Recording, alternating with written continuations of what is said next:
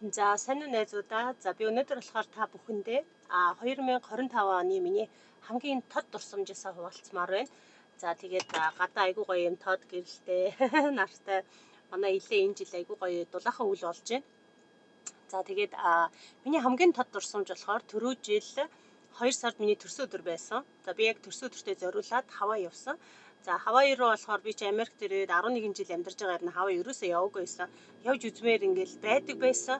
Гэхдээ ерөнхийдөө яг цуг явах хань алдахгүй байсан. Одоо ингээл гэр бүлтэй хүмүүс чинь гэр бүлээрээ явчих. Найзууд болохоор яг одоо явахгүй гэл ингээл нэг цаг мөчлөг ингээ бүх юм таарч өгөхгүй. Тэг ганцаараа явахаас бас нэг за гэж бодоод исэн. Тэгээ ер нь бол одоо бодоход зүгээр ганцаараа явчих л хэрэгтэй юм билээ. Ягаад тэгэхээр ганцаараа явхаар бас аягүй их юм сурдаг тий.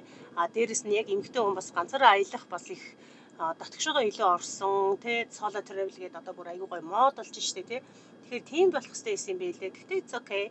Тэгээд би яасан бэ гэхэд би нөхөртөөгөө явсан байгаа. Тэгээ яг төрсөн өдөртөө зориулаад 1 хоногийн өмнө очиод за тэгээд яг очингуудаа урд нь би ингээл нөгөө аяллаар ингээл очихдоо юу яадаг эсрэг ингээл нөгөө одоо жишээлбэл би дисэд очих юм бол ингээл хамаг юм үүсэх гэлтэй ингээл за цагаан харин за одоо хастаа нэрээ те цагаан орд одоо тэр юун дээр очино хөшөө барилга ингээл хамгийн гой юм дээр нь очино гэж тэгдэг байсан болвол яг Хавайд очиод болохоор тэгээгүй ерөөхдөө яг 10 байна тойроод яг нэг орчин яг хонолуулаа явсан.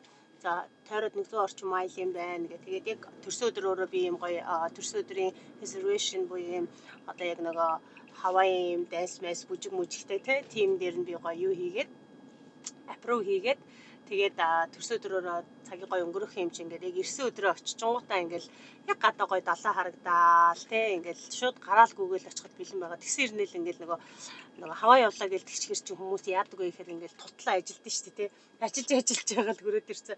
Манай нөхөр ч гэсэн экзамд явж байгаад ирсэн болохоор ерөөхдөө яг юм нөгөө тэгээд нөгөө Хавай чи нэг талдаа 6 цаг нисээд би ч одоо урд нь 10 хэдэн цаг зүгээр л таахгүй нисдэг байсан чинь одоос үгүй болчихжээ.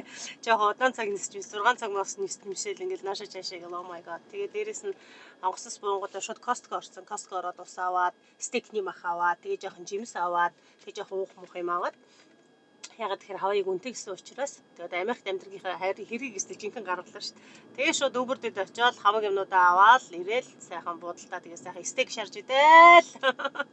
Ундаа угаал тэгээд балкон дээрээс Хавайг хараад нэг гоё ачаал. Нэг гарах юмсан гэж бүр өдөржингөө унтсан. Oh my god. Гэтэ тэр амар гоё байсан. Тэр бол яг жинхэнэ амралт. Ерөнхийдөө хүн ингээд нөгөө амраад явж байгаа бол нэг өдрийг яг ингээд амархаар, унтаж амархаар тий амар юм төлөвлөхгүйгээр гарах айгуу тийм гоё санагдсан. Тэг ерөөсө төлөвлөхгүйгээр тэгэл яг ингээл унтаж амраал юм байж байгаа. Тэгээд оройн болохоор за бас Хавайд ирсэн хүн байна арайчтэй гэж замын цаана л далаа байгаа байхгүй. Тэгээд замын цаана очиж далаад орсон хийсэн маш гоё байсан. Далаан давлгаа нь илүү жоохон хүчтэй санагдсан. Хүчтэйгээс гадна юу юм бэл айгуу гоё тийм цэнгэг юм бэлээ.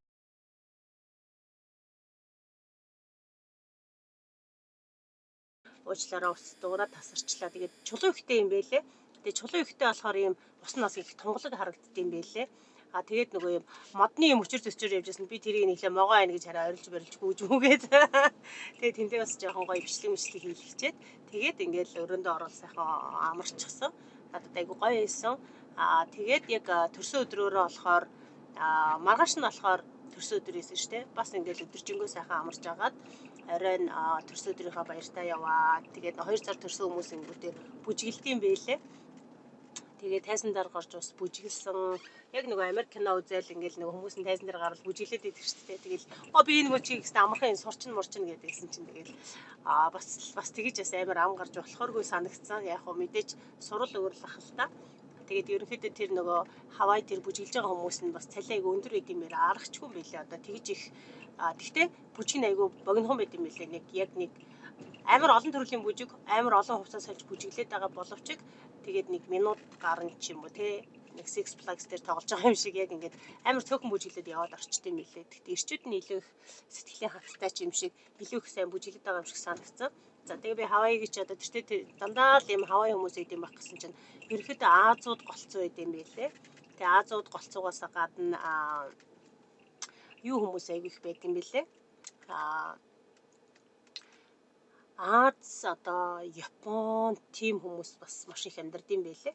Тэгээ тэр нь одоо бас окей гэд ингээд сонигцсан ингээд тэр чинь дандаа Аз хүмүүс байсан болохоор бас айгүй тийм тухтаад дуу байсан. Тэгээд аялагчид маш их байд юм билээ бараг 70-80% нь аялагчид байд юм билээ. Тэгээд би чинь одоо яг өөрөө эндээ Америкт амьдарч байгаа болохоор ингээд яг би чинь нутгийн уугуул шиг л юм юмд нь хандаа тэгээд яваад байсан. Тэгээд тэр нөгөө санаа дагсан ч юм уу би чи яг ингээд 2024